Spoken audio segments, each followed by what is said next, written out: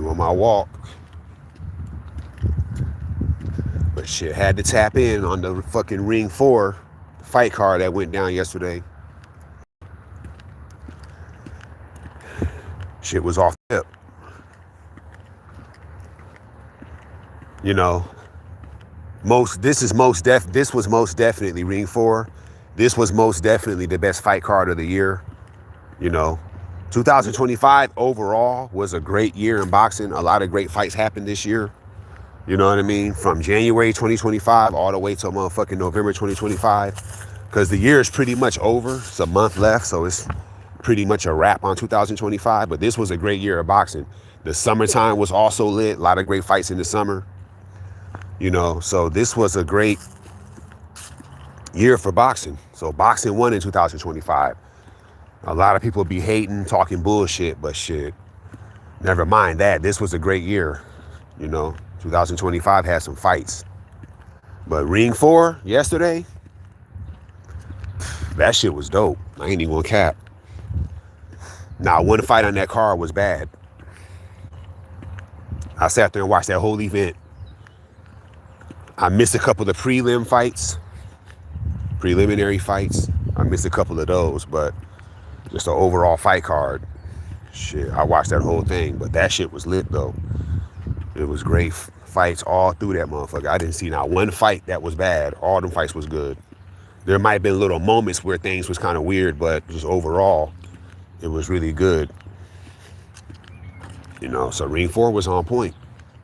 Definitely on point. So the first fight on the main card was Abdullah Mason versus Sam Noakes. I picked Abdullah Mason to win. He's the more talented fighter. But Sam Noakes is one of them guys that's tough. You know, like one of them tough fighters where it's like, you can beat him, but it's going to be hard to like knock him out. One of those type of guys. That's the kind of fighter Sam Noakes is. Sam Noakes, decent fighter, just not that skilled. The right person won. Abdullah Mason is more skilled, so he went ahead and got that. People were saying that Abdullah Mason was taking too much damage, but it's like he could probably get away with that for now since he's like 21, 22 years old, young dude. But I feel like I get what people are saying. He probably should have fought from the distance more, because if you can win the fight, touch a guy up, score points, and he can't really do nothing to you fighting from the distance. If you can win a fight like that, hey, what's up? If you can win a fight like that, shit, I can understand that. That makes sense. I would probably do it. But if you a young fighter like a Mason, 21, 22, you can probably, for one fight, take some shots, take some damage, if that make any sense. So I wasn't mad at that. But I get what people were saying, though, because he could have made that fight easier for himself by just fighting from the distance a little bit more. He definitely has the style to do it. But that was a great fight. I would say, I would put that, hey, what up, hello. I would put that in the fight of the year candidacy. That was a great fight. So we got that one right. Next fight, Bam Rodriguez versus Puma Martinez. That was kind of, no disrespect to Martinez. He's a good fighter, but I think we all knew Bam was going to win. You know, Bam got the best jab in boxing. Bam also has some of the best footwork in boxing. Bam is just a great fighter. There's really nothing you can say about Bam negative. You would be a hater if you were to do that. You know, nobody's beating Bam at 115 or 118. It's just not happening. He would have to move up to fight Inoue or whatever, something like that, to like, maybe he might lose or something. But other than that, ain't nobody beating Bam. Bam most likely going to retire undefeated. Ain't nobody fucking with Bam. Bam the truth. So I knew Martinez was going to get whooped. He was either going to lose 12 rounds or get knocked out, and he got knocked out. But ain't nobody fucking with Bam. Bam got that shit on lock. So it is what it is with that. Next fight, the Haney and B. Norman fight. Just like I said, I told you, there's levels to boxing. You know, people had Haney fucked up because of that one fight. Also, two fights, the loss to Ryan, and then also the shit that happened earlier this year where he supposedly ran. You know, people had Haney fucked up. They thought Haney was damaged good and he couldn't do it no more. I knew that was going to happen. There's levels to it. Brian Number Jr. is a good fighter, but he's not on that level.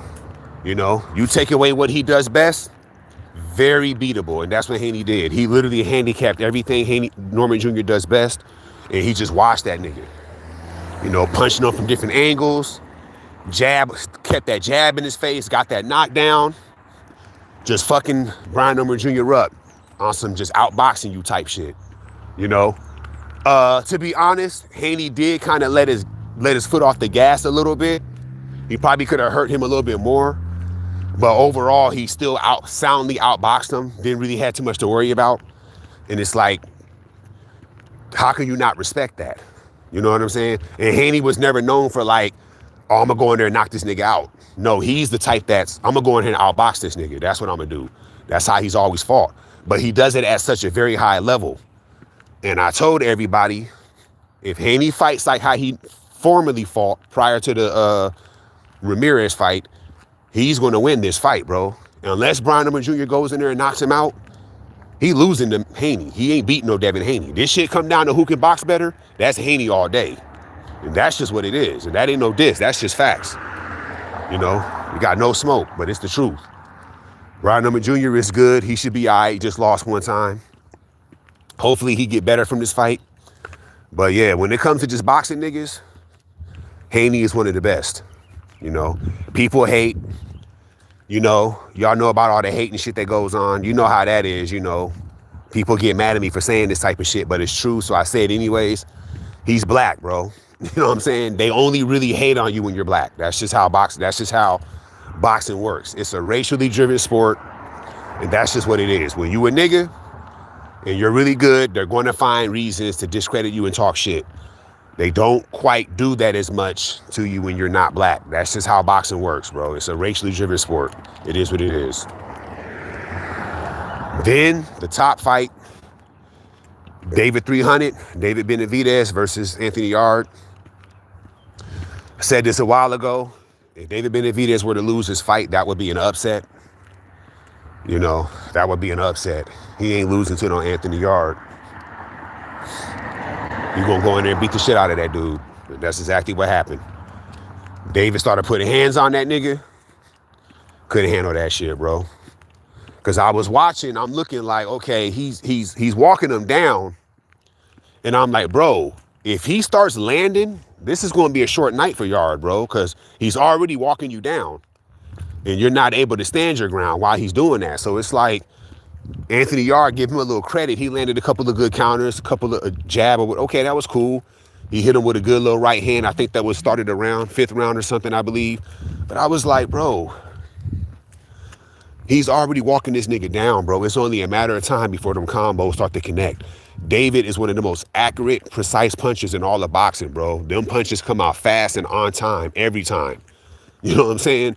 He started landing them bitches, bro. It's going to be a wrap. Nigga, he started landing them bitches. What did y'all see? Y'all saw a nigga beat the fuck up, bloody the fuck up, and got his ass knocked the fuck out. TKO. And it was over with. Only person I think can beat Benavidez, and this is actually a big if, this is not a guarantee, is Bivol. Bivol of old, if Bivol can fight like how he used to fight before the back surgery, he's probably the only one that could probably beat him. I don't think I think Benavidez can beat Beterbiev, me personally. I think it'd be a much closer fight than Yarde, of course, because Beterbiev is much better than Yarde, but I think I can see Benavidez beating him, especially at this point. But Bivol, his technical superiority, I can see him somehow getting Benavidez. But for sure, and for definite, it's not going to be easy. It's going to be very hard to beat that dude. That's just facts. So overall, it was a great card. All the fights were great. Like I said, I missed some of the undercard and prelims, so I can't speak on that too much. But the main card, I watched for sure. Great card. Boxing wins. Some people don't like Turkey because of that. He lied about the pay-per-view shit. I understand that, but shit, these fights probably don't even happen. Or these fight cards at least don't even happen had it not be for Turkey. So gotta shout Turkey out. you know. So yeah, that shit lit, bro. And then, you know, Benavidez said he's going to fight Zurdo at cruiserweight in May. Zurdo, from what I saw earlier, got a fight lined up in January. They're saying if Zurdo wins, then he gets the Benavidez fight. But if he loses, fight's off. So we'll see how that go. But my thoughts on him going to cruiserweight, it is what it is. You know, all that waiting shit, waiting for fighters to be ready and all that. Waited for Canelo. Now you're supposed to wait for Bivol and Beterbiev. So instead of doing that, just go ahead and just fight somebody else. And it happens to be Zurdo, moving up to fight Zurdo. Because, in my opinion, it makes sense for him to do that because there's really nobody, like, there's only four guys that Benavidez should fight at light heavyweight. Either Bivol, Beterbiev, more Bivol because he got belts, Beterbiev don't. But one of those two, Callum Smith, or maybe a David Morrell rematch. If he's not doing one of those four fights, there's really nobody to fight at light heavyweight. That's why it makes sense. He's going to go up and say, fuck it, I'm going to go fight Zurdo. And then he got history with Zurdo, so it's not like that shit makes sense because, and then Callum Smith's supposed to fight Morrell next, so they're busy. So I actually like that. Like, why move? Because like I said, you waited for Canelo. That didn't happen. Now you're supposed to wait for Bivol, Beterbiev because they're supposed to fight the trilogy from what these rumors are saying. So it's like you might as well just go fight somebody else. And that's what he's doing. You know, because like I said, Bivol, Beterbiev, Callum Smith, or David Morrell. A rematch with David Morrell. If he's not fighting those guys, there's really nobody you would want to see him fight at light heavyweight. You know? And that's just what it is. So I agree with his decision to do the Zurdo fight. So, but nah, man, Ring 4 was lit, man. That shit popped off. Great event. Hopefully we get another fight card like that. Stacked. 2025 been a great year for boxing. So, we back. Great year. Definitely respected. So, shout out to all fighters that was on the card. And yeah, we're going to keep this boxing shit going. So yeah, I'm out. And yeah, and I'll get back.